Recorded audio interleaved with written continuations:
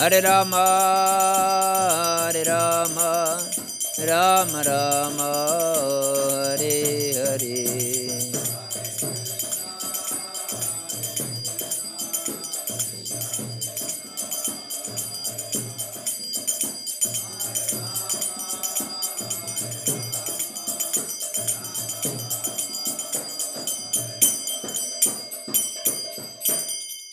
Jam Vishnupad Pram Supravajagachara Stutara Shata Shri Srimad Shla Abhay Chandravinda Bhaktivedanta Swami Maharaj Shri Prabhupada Ki Jai Ananta Koti Vaishnavinda Ki Jai Namachara Shahardas Thakur Ki Jai Prem Se Kaho Shri Krishna Chaitanya Prabhu Nityananda Sri Advaita Gadadhara Sri Vasadi Gaura Bhaktavrinda Ki Jai जय श्री श्री राधा कृष्ण गोप गोपीनाथ श्याम कुंद राधा कुंद गिरी गोवर्धन की जय नीताय गौर परमानंदे हरि बोल ओ glorious assembled devotees Hare Krishna O glorious assembled devotees Hare Krishna O glorious assembled devotees Hare Krishna O glorious to Shri Guru and Shri Gauranga O glorious to Shri Prabhupada Namo Om Vishnupada Krishna Pashtaputari Shmatharadhana Swami Namine Namo Om Vishnupadaya Krishna Pashtaputri Shrimati Bhaktivedanta Swamiti Namine Namaste Saraswati Deve Gauravani Pracharine Nirvishesha Shannavadi Paschatadeshatarine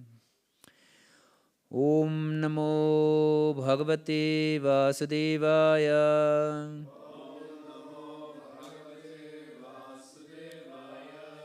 Om Namo Bhagavate Vasudevaya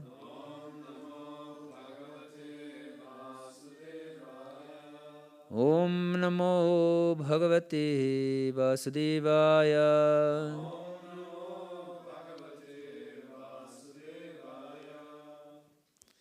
The reading from Srimad-Bhagavad-gītā as it is, chapter 2, entitled Contents of the Gita Summarized. Text 47. Karmanyevadikaraste mapaleshu kadachana makarmapala hiturbur mate sango svakarmani Karmanyevadikaraste mapaleshu kadachana makarmapala hiturbur mate sangostva karmani Karmanyevadikaraste napaleshu kadachana makarmapala hiturbur Mate sangostva karmani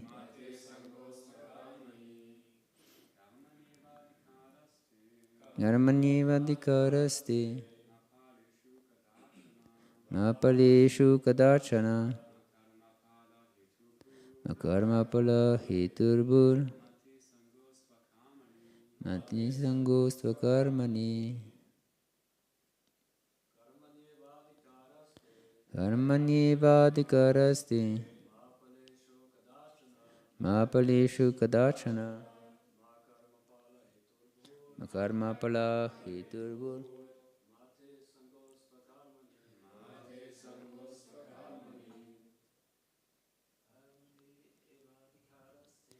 Karmanyevadikaraste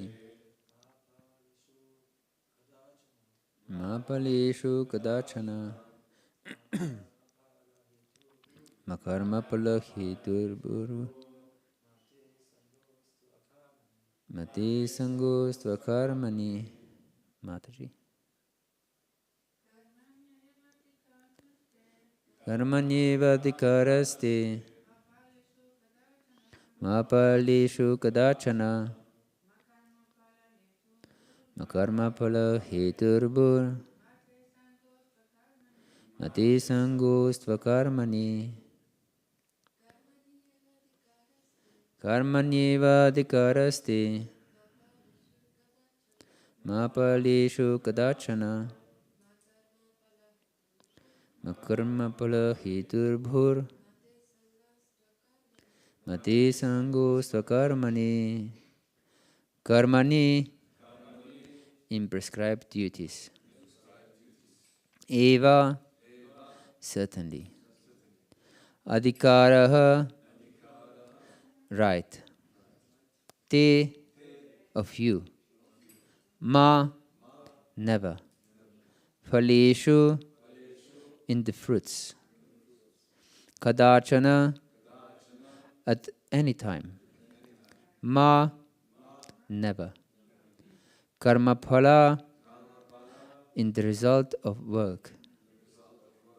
Hetu, cause. Bhuhu, become. Ma, never. Te, of you. Sangaha, attachment. Astu, there should be. Akarmani, in not doing prescribed duties. The translation and purport by His Divine Grace, Srila Prabhupada Ki Jai. I offer obeisance to this book, but I don't have the eyes to read it anymore. I struggle. I can still read it, but it's a struggle. You have a right to perform your prescribed duty, but you are not entitled to the fruits of action. Never consider yourself the cause of the results of your activities, and never be attached to not doing your duty. Purport. There are three considerations here: prescribed duties, capricious work, and inaction. Prescribed duties are activities enjoined in terms of one's acquired modes of material nature. Capricious work means actions without the sanction of authority, and inaction means not performing one's prescribed duties. The Lord advised that Arjuna not be inactive, but he perform his prescribed duty without being attached to the result. One who is attached to the result of his work is also the cause of the action. Thus he is the enjoyer or sufferer of the result of such actions. As far as prescribed duties are concerned, they can be fitted into three subdivisions, namely routine work, emergency work, and desired activities. Routine work performed as an obligation in terms of the scriptural injunctions without desire for results is action in the mode of goodness. Work with results become the cause of bondage. Therefore, such work is not auspicious. Everyone has his proprietary right in regard to prescribed duties, but should act without attachment to the result. Such disinterested obligatory duties doubtlessly lead one to the path of liberation. Arjuna was therefore advised by the Lord to fight as a matter of duty without attachment to the result. His non-participation in the battle is another side of attachment. Such attachment never leads one to the path of salvation. Any attachment, positive or negative, is cause for bondage. Inaction is sinful. Therefore, fighting as a matter of duty was the only auspicious path of salvation for Arjuna. The translation of the verse again. You have a right to perform your prescribed duty, but you are not entitled to the fruits of action. Never consider yourself the cause of the results of your activities, and never be attached to not doing your duty. Om Ajnanatirandasya Gyananjanashalakaya Chakshurun Militam Yena Tasmai Shri Gurave Namaha. Shri Chaitanya Manobishtam Stapitam Yena Bhutale Swayam Rupa Kadamahyam Dadati Svapadantikam Vandeham Shri Guru Shri Yuta Padakamalam Shri Gurun Vaishnavamscha Shri Rupam Sagrajatam Sahagana Raghunatanvitam Tam Sajivam Sadvaitam Savadutam Parijana Sahitam Krishna Chaitanya Devam Shri Radha Krishna Padan Sahagana Lalita Shri Vishakanvitamscha He Krishna Karuna Sindhu Dinabandhu Jagatpate Gopesha Gopika Kanta Radha Kanta Namostute Tapta Kanchana Gaurangi Radhe Vrindavaneshwari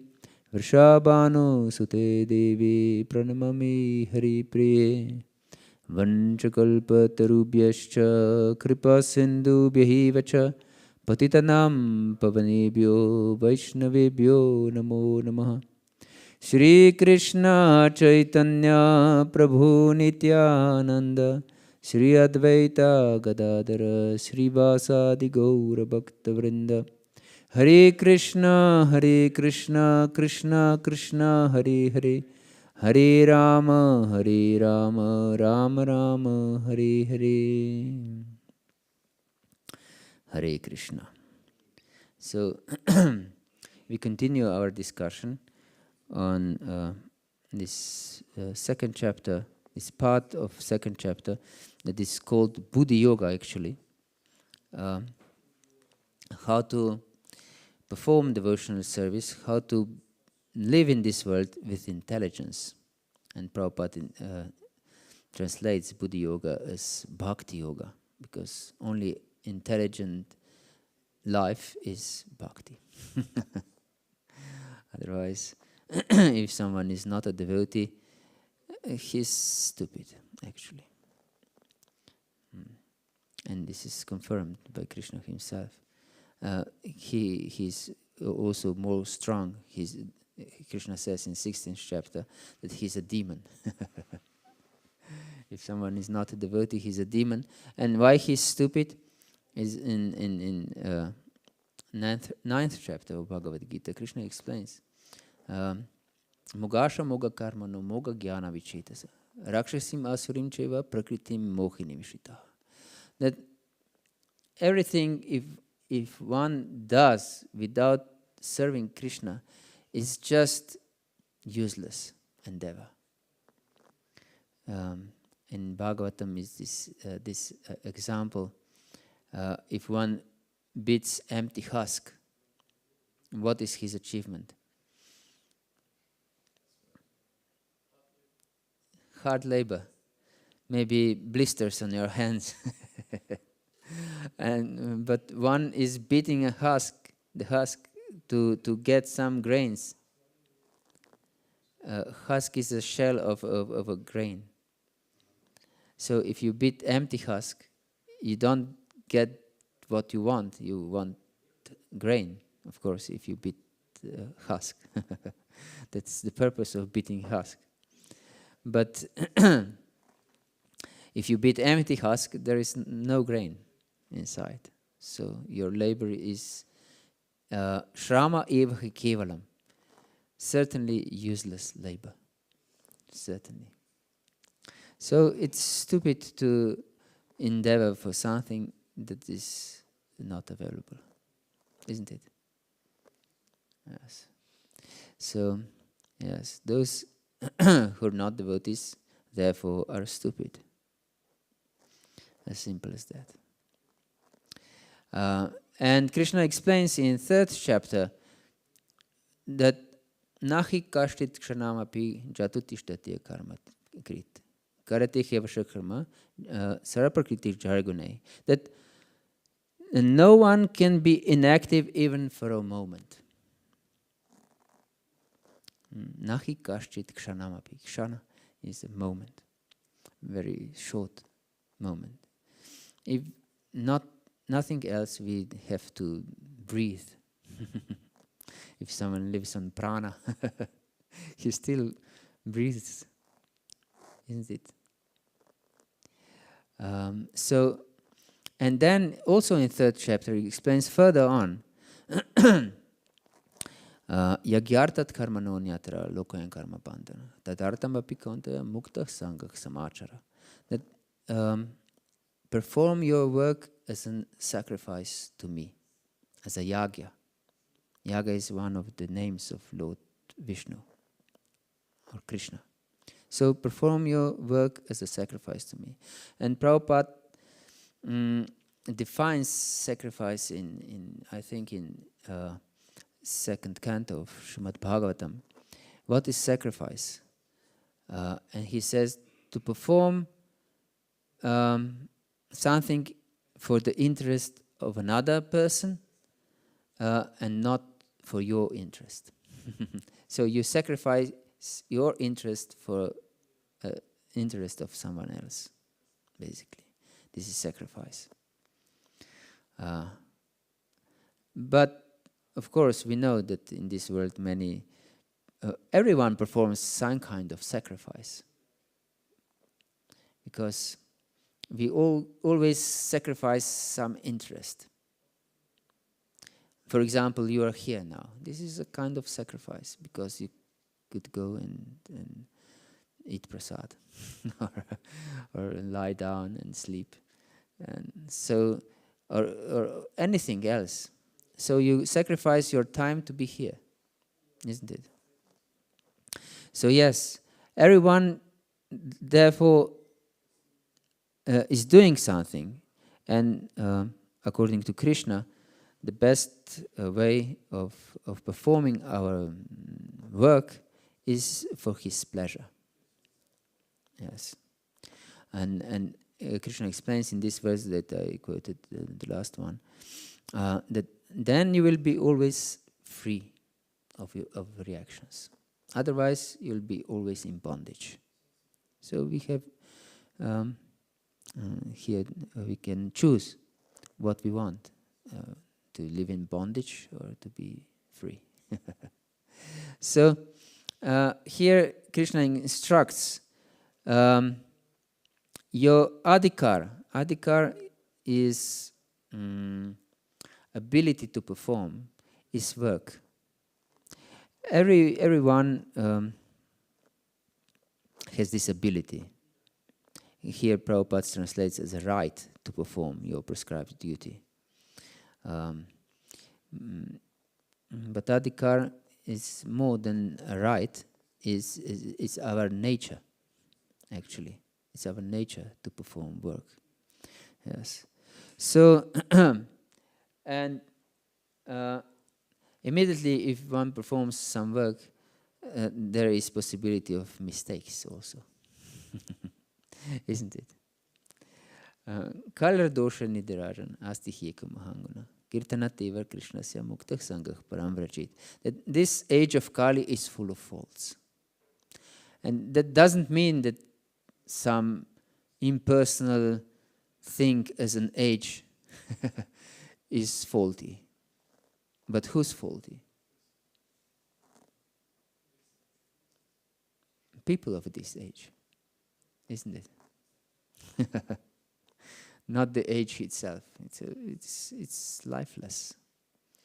But people of this age are faulty. So we are born with unlimited faults. So what to do? And we discuss aparads and anarthas. So we have unlimited possibilities to perform anarthas. And it's interesting that Jiva Goswami says that prescribed chanting of the holy names, for example, we vow to chant at least 16 rounds without offense. It's because all these different sadhanas are because of offenses. Because if there wouldn't be offense, no offense in our heart, by one chanting of the holy name we will be in complete ecstasy on transcendental platform. So our only hope is to chant. To chant and chant and chant without cessation, practically. At least 16 rounds. Minimum. Minimum. And of course, if one is intelligent, he will not stay on minimum. Because we know, for example, when people are tortured, they're kept on minimum food, for example, just barely to survive. And chanting 16 rounds is something like this, bare minimum, just to so we shouldn't be miserly to ourselves. And Krishna explains it also in the 2nd chapter of Bhagavad-gītā. Give up this miserly weakness of your heart. We shouldn't be misers. We should be well fed spiritually. Yes. So there are different aparadas. And we discussed this already. We mentioned that there are jiva aparadas, tadya aparadas, then there are nama aparadas, of course, and siva aparadas. We mentioned this. And today we'll not touch on nama aparadas because there are too many aparadas, and we should go deeper in these aparadas. Of course, there are more seva aparadas than nama aparadas, but they're not so dangerous. All seva aparadas, that means offense towards the deity, can be easily mitigated by chanting the holy name.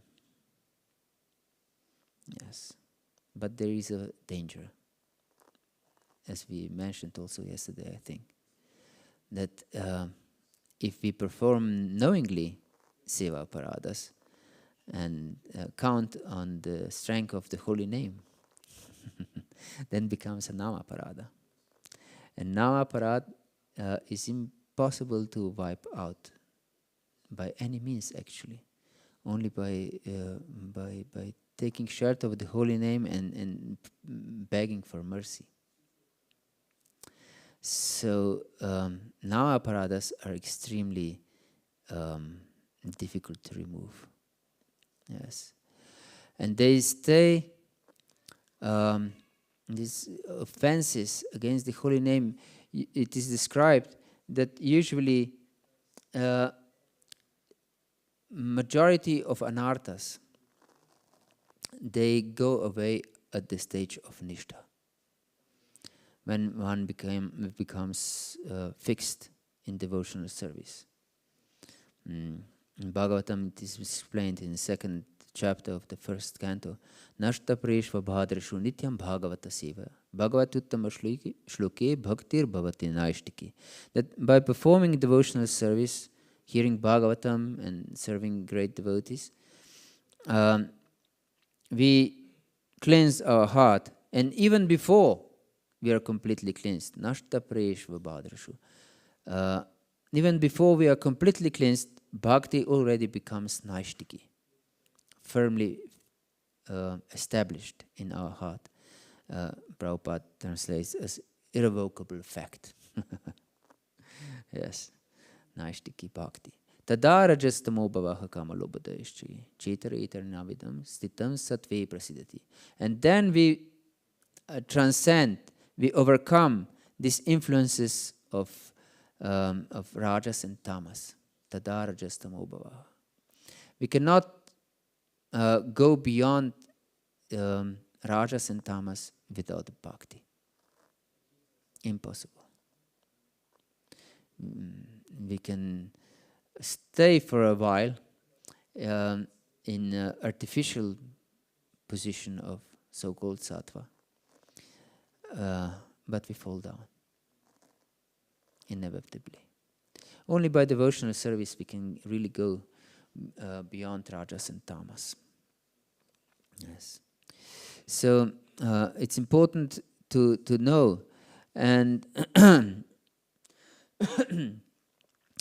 because we are full of faults. We said that people are faulty in this age, and it's not age alone, but people are faulty. Because we are full of faults, we have to strive to be pleasing to the Lord. That means to be without faults, actually. Strive very hard by performing sacrifice. Because in our conditioned interest is to enjoy separate from the Lord, isn't it? That's why we are here, because we want to enjoy separate from the Lord. And so, this is of course faulty and against our true interest. So we have to endeavor and perform sacrifices and penances and so on. But regardless how much penances and sacrifices we perform, it's not in our power to overcome them. No way. And Krishna explains this in 7th chapter of Bhagavad-gītā. Devi hiesha gunamayi mama maya duratyaya mam eva ye prapadanti mayam etan tarantiti. That this energy of mine, mama maya, is duratyaya, impossible to overcome. But those who surrender unto me can easily transcend it. Mam eva. Eva is a word that supports something very strongly. It means certainly. Certainly is like this. As we mentioned before, this Shrama eva hi kevalam. And there are everything which is not devotional service is useless labor, and uses eva, which strongly supports, and he, which also means certainly, and kevalam, only. Like Sutta Goswami would bang with his fist, Shrama eva hi kevalam.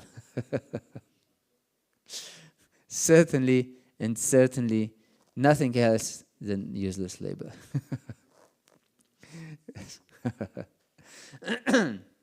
So, yes, we should strive, but our only hope is Krishna's mercy. Yeah, so we should strive as everything depends on us. And at the same time, be completely dependent on Krishna's mercy, as if nothing is dependent on us. Yes. So this illustrates very interesting story, which is very appropriate for this time. Illustrates this point. And because we are awaiting the month of Kartik, which is the most holy month actually, this Damodar Lila illustrates this story very much. How one day Mother Yashoda churned butter. Krishna was sleeping, and Mother Yashoda was very determined that, because neighbors were complaining that Krishna is stealing butter. She wanted to churn butter this day herself. That there would be the best possible butter for Krishna, that Krishna wouldn't have to go out of the house for getting butter. And she kept special cows for this purpose. Gandhamadana cows, which were fed with special grass. And then the milk of these special cows was given to one most special cow to drink. And then the milk of this one most special cow was meant for Krishna's butter and for Krishna's enjoyment. So yes.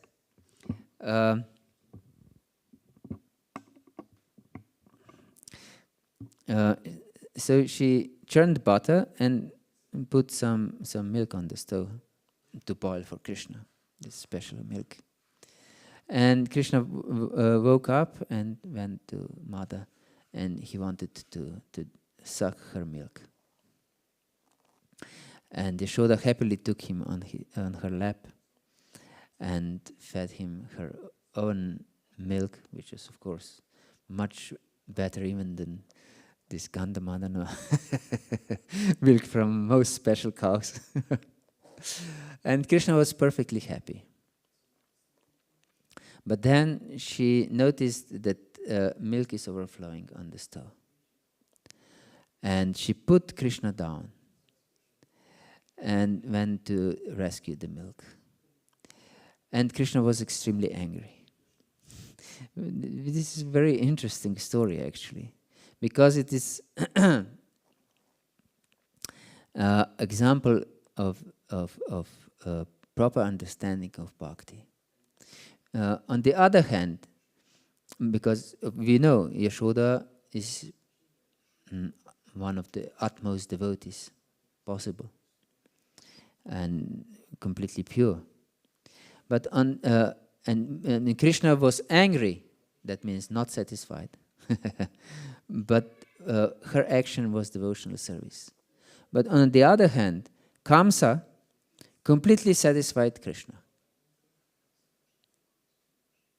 But his actions was not devotional service, and he was not a devotee. It's interesting, isn't it?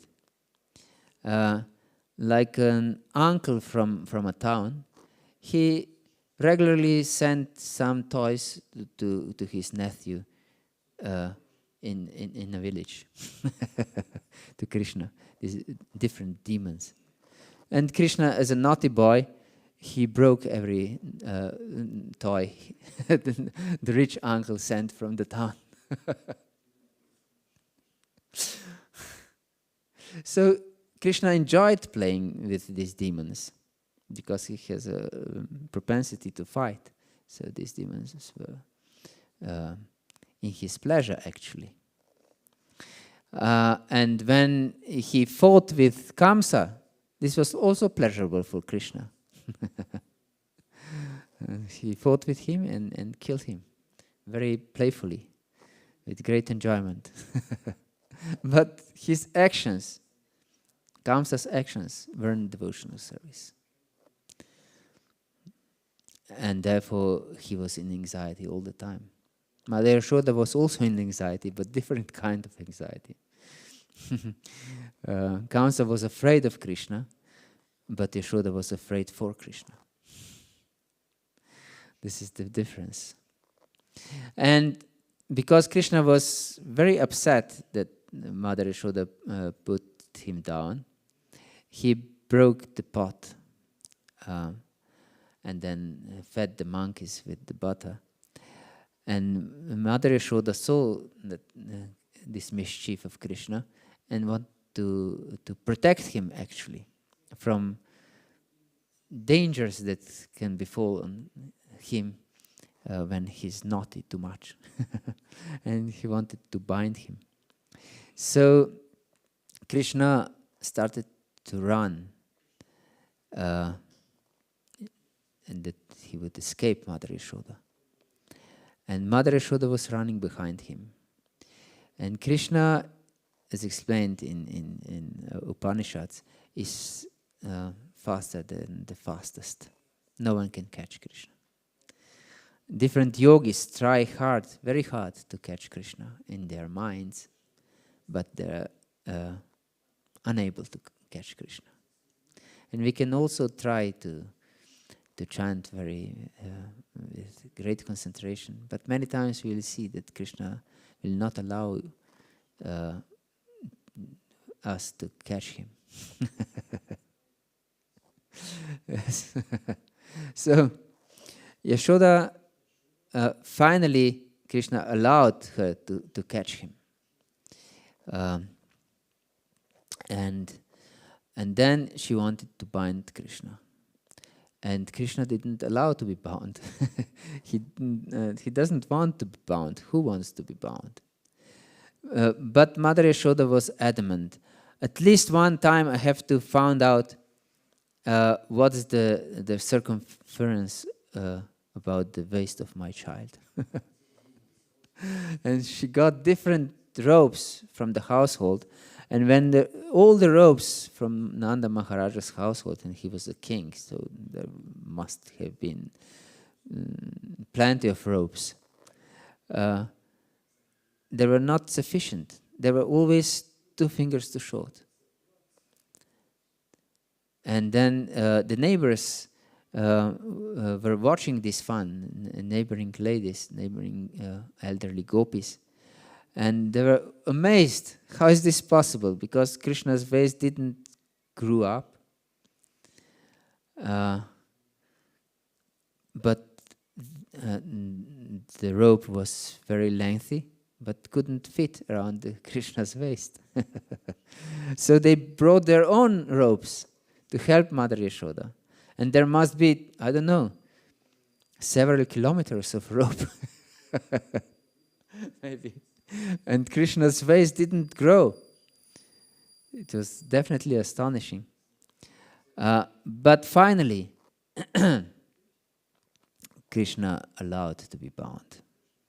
So, I believe you all know what these 2 fingers represent. Jai Shri Prahlad Nrsimha Ki Jai. What these 2 fingers represent.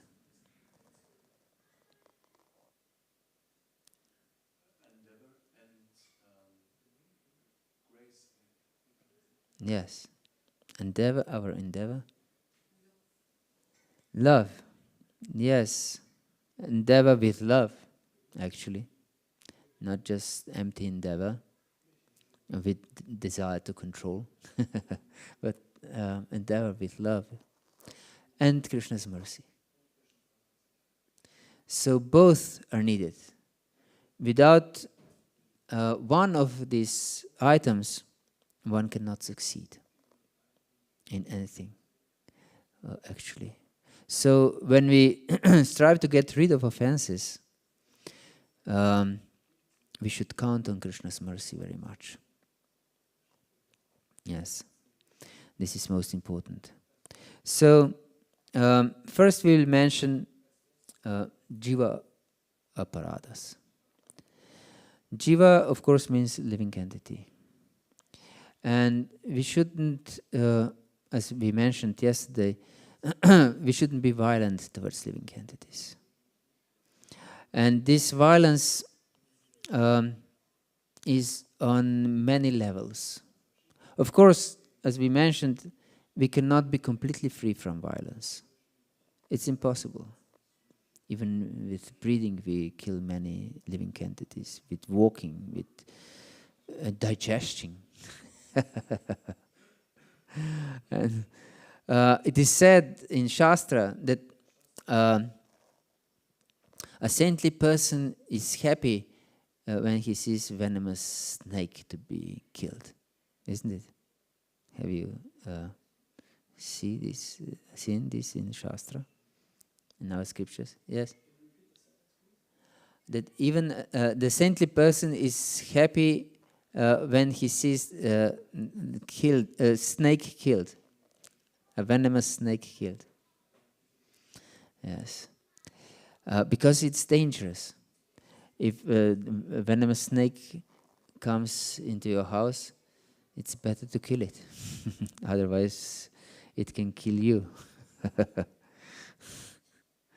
or your family members. So, but not to perform unnecessary violence. That means that, okay, it's better to kill a snake if it comes to your house, but you shouldn't go out and search for snakes in different holes and kill every snake you find. You understand? So this is unnecessary killing, and this is jiva himsa. This is aparat. Yes. This is aparadha. So we shouldn't be unnecessarily violent. And this also goes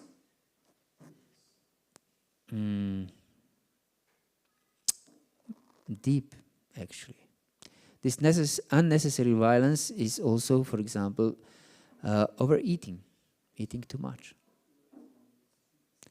Because if we eat too much, then we unnecessarily kill other animals, other living entities, like vegetables and other living entities. Therefore, it's written in the prasadam hall that we shouldn't throw prasadam away. Yes. Because unnecessarily eating is causing violence or overeating. So, yes, causing violence to other living entities. So we should be careful. This is also offense towards other living entities. Yes. So we should be very careful not to commit unnecessary violence. Not himsa, not too much violence. Of course, if there is one murderer, we should kill him immediately, without second thought.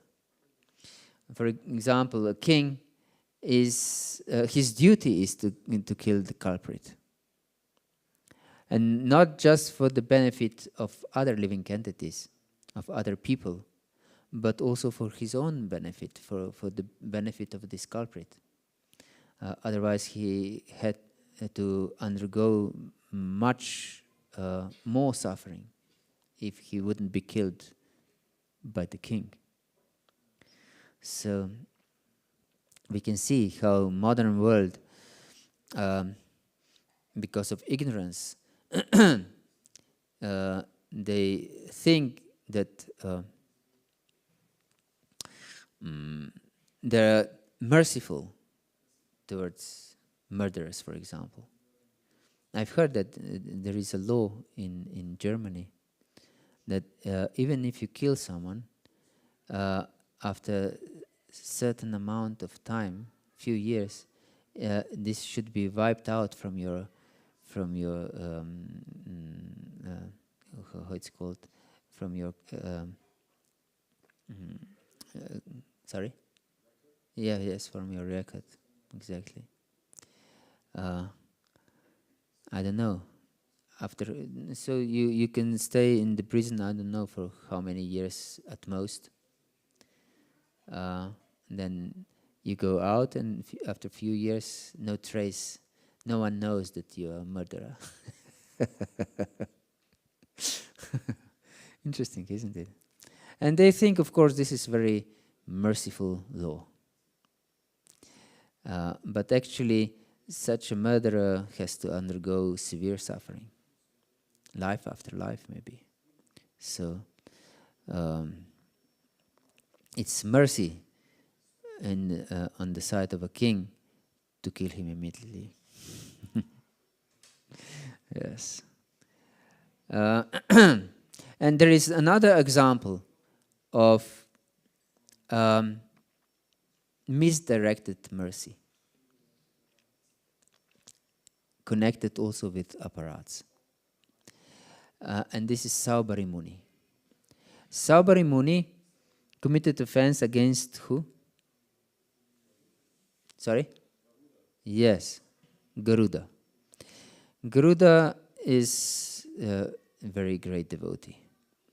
And Saubhari Muni performed severe austerities at the bottom of Yamuna river. And he wanted to be completely untouched by the influence of any seduction. And he thought that at the bottom of a river he can peacefully meditate. And then it happened that in this lake of Yamuna, Garuda once came and took a kingfish out of water. And Saubhari Muni was so disturbed by this act that he cursed Garuda, that if next time he will come to this lake, that he will die. Of course, Garuda is a powerful devotee who could counter curse or dismiss this curse even, but he didn't. He just accepted very humbly. But Kalya was informed about this curse of Saubhari Muni, and therefore once he disrespected Garuda, and Garuda attacked him. In fear from Garuda, he escaped to this lake, because he knew that Garuda cannot come to this lake, otherwise he will die. And since Kalya entered this lake, all the fish were killed in the lake. Not just one, but all the fish. And not just fish, also every other living creature in this lake was killed. And not just in the lake, also on the shores of this lake, everything was dead. And not just on the shores of this lake, every bird that flew over this lake died because of these venomous vapors. So how much violence was caused by an offense to a devotee? He thought that he is merciful. So misdirected mercy causes much more violence than a proper action, which involves violence. But this small amount of violence is beneficial and must be applied. As we can see here, Prabhupada in this purport explains that inaction is sinful. Inaction is sinful. Or whimsical action also is not proper. We should perform our duty. And this was also one of the arguments of Krishna to Arjuna. Don't be unnecessarily merciful. If you are merciful unnecessary, this is more violence than proper action of killing. So we should see how important it is to follow, even if we think it's not proper. But if it is mentioned in Shastra and we are ordered by a spiritual master, then the next, if you have any questions, you can ask freely. Yes.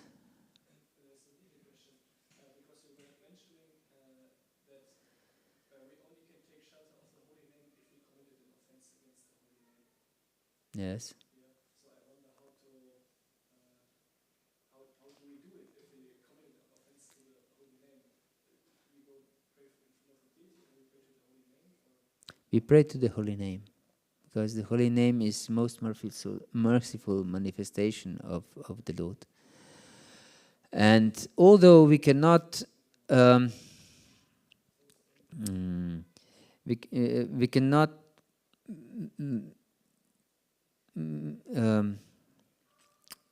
how to counteract the offense, we can just beg for mercy. Because we know, with chanting of the holy name, we counteract other offenses. But we cannot counteract nama-aparadas. There is no way. So there are some prescribed processes For example, if you offend a devotee, which is one of the nama-aparadas, we'll discuss this more deeply in next days. We don't have much time. Maybe it's even better to also discuss it in the mornings. Otherwise, we'll not get through.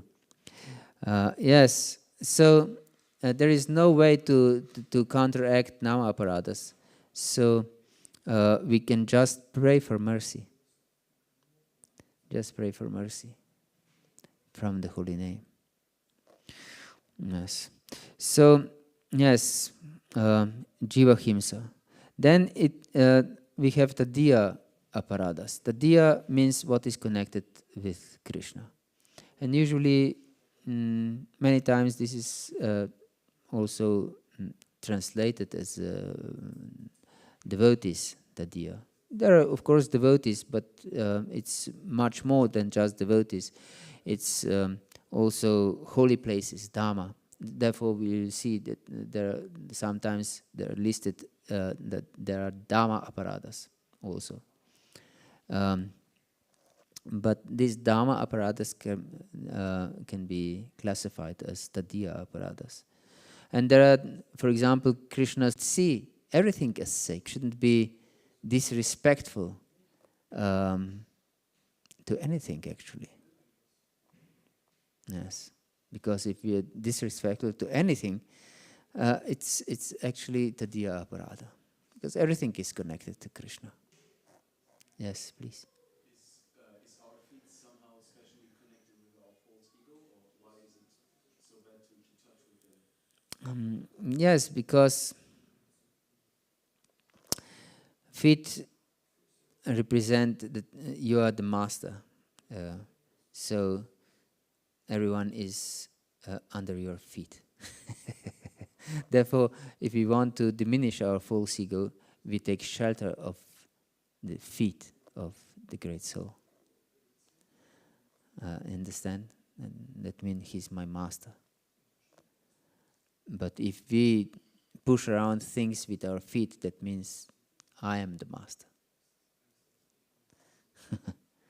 I can kick, I can push. I'm the master. It's okay. Yes. So we should be very careful that we have proper attitude. And even if we don't push things with our feet, still we have to have respectful attitude towards everything. Therefore, Lord Chaitanya says, Trinada pisnichna, tororiva sahishna, amanina manadina kirtanaya sadari. This is extremely broad instruction, not just our mentality, but also our action. And of course, mentality means everything. But yes, on many levels we can see how to apply these teachings of Lord Chaitanya, for example. Yes, so the Diyapara, and of course Tulsi Devi is also Lord's devotee, and holy places like Yamuna and Vrindavana and so on. These are all holy places, and we should avoid offenses against them by all means. Although, of course, they also can be mitigated by chanting of the holy name. But we should know, yes.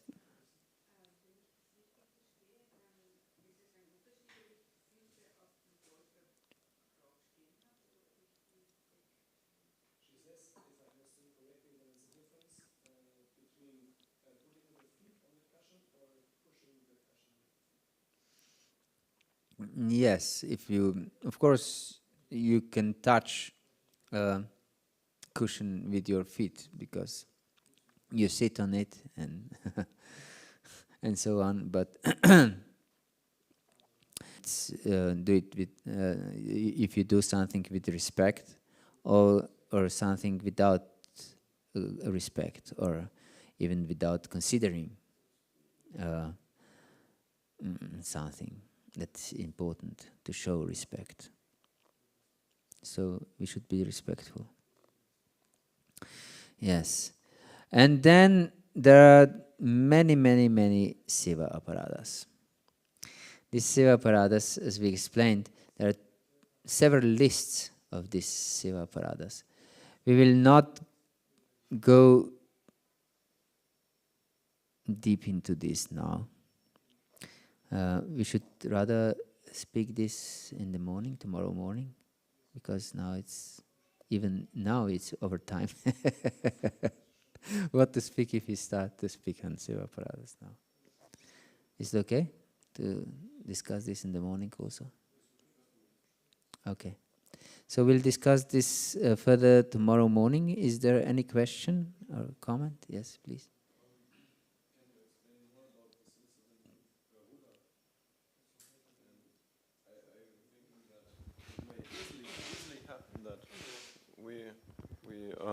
See some senior devotee doing something, and to us it seems unjust or inappropriate, and by that we degrade ourselves and we cause harm even to others. And so it seems that it needs a very fine discrimination to recognize that I have no right to judge this personality. So maybe you can speak more about this. Judge not unless you'll be judged, says Jesus Christ. So never judge. Don't be judgmental. So if we see that something is not proper, and this person is our peer or junior to us, we can of course go to him and warn him. This is not good. Not good for you, not good for others, and so on. But if it is our superior, then we shouldn't instruct. This is not proper etiquette. So if we think that his action is not beneficial for him or other devotees or anything else, then we should go to his superior, because everyone has his superior. At least we should have our superior all the time. Otherwise, we are in a very dangerous position if we don't have superior. Yes. So we should go to this person's superior and present our concern, but not in an envious manner. Yes, because if we are envious, this is also an offense. This is a Vaishnava aparada, one of the Vaishnava aparadas. Yes, so we should be very careful not to be envious. And we are in this world because of envy. So it's deeply ingrained in our heart, this envy, envious propensity. Yes, please.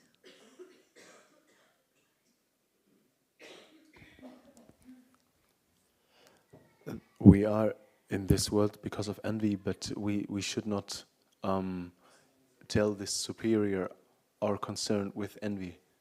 Yes. How can we do? So how can we do without envy? Yes, I can try in this moment to eradicate all the envy when I visualize what I want to say, but there is envy, no? Because I'm here. So how can I do without envy? This is... Yes, this is this strive. This is our part, that we have to strive very, very much. And envy is expressed with criticism and gossip. So we should avoid criticism and gossip by all means. This is so deep in the heart of a living entity that I read long time ago, 30 years or something, in some newspaper or wherever it was, even before my Bhakti Yoga. There was a South American bishop, and he said that this gossip shouldn't be counted as a sin anymore in Catholic Church, because everyone is gossiping. So no one can escape gossiping. So it shouldn't be counted as a sin. Can you imagine? So how deep is this enviousness in our heart? Of course, this is craziness, that a spiritual leader says something like this. But we can see by this example how strong is this tendency. So when we present this case to a superior, we should be very humble and reflective about ourselves. And try to present this case as your, at least you should preach yourself. You understand? I will present this case for the benefit of this particular person. Understand?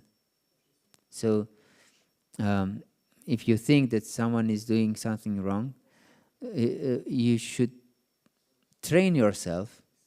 Therefore, Krishna stresses all the time abhyasa yoga, abhyasa yoga. Abhyasa yoga yuktana chitta sananagamina paramam purusham divyam yati parthana chintan. This is in 8th chapter of Bhagavad Gita. And there is in 6th canto, when Arjuna objects that no one can control the mind. And this is also about controlling the mind. Asamshayam mahabaho manodur nigraham chulam abhyasa naktu kaunta vairagena grihyati. Again, abhyasa. Abhyasa. That means drill, like there is military drill. So you drill your awareness, your consciousness. Although you fall prey to your envy all the time, you just again and again and again, you drill your mind. No, I shouldn't be envious. I shouldn't be envious. Yes. So, therefore, also Lord Chaitanya says to Raghunath Das Goswami, Gramya katana shunime, gramya vartana kohibe. Don't hear gossip and don't speak it. Yes.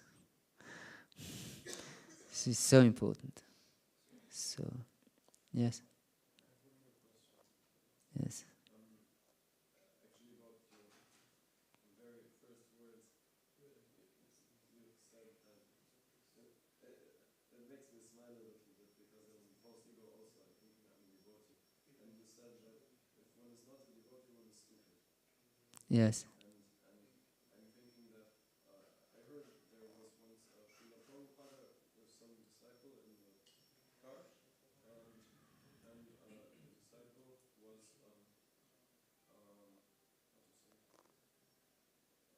and basically showing to all the people in other cars, and he told Prabhupada, just see Srila Prabhupada almost mood us.